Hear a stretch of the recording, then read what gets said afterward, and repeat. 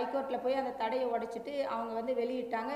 பிறகு என்னோட கணவரை மட்டும் காட்டிக்கலாம், மனைவி குழந்தைகளை காட்டக்கூடாதுன்னு தடை விதிச்சிருந்தாங்க.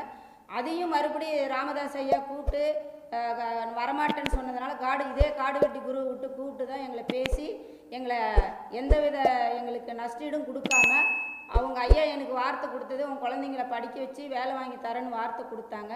அதையும் அவங்க செய்யலை, அதையும் தவற விட்டாங்க. அந்த சந்தனக்காடு முழுசாகவே என்னை ஏமாற்றி ஒரு எந்த விதமான எங்களுக்கு அதனால் எந்த பயனும் கிடையாது. அவங்க தான் பயனடைஞ்சாங்க. அதனால் அவங்க டிவி வந்து விளம்பரமாச்சு, அவங்க தான் அதை வச்சு இன்னை வரைக்கும் அரசியலும் பண்ணிகிட்டு இருக்காங்க.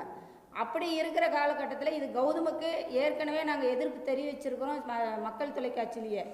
அப்படி இருக்கும்போது இதை வந்து முறையாக எங்ககிட்ட அனுமதி பெற்று நான் இருக்கேன், என் குழந்தைங்க இருக்கிறாங்க, என் கணவருக்கு பிறகு நாங்கள் இருக்கிறோம், இந்த சமூகத்தில் நாங்கள் வாழ்ந்துட்டு இருக்கிறோம்.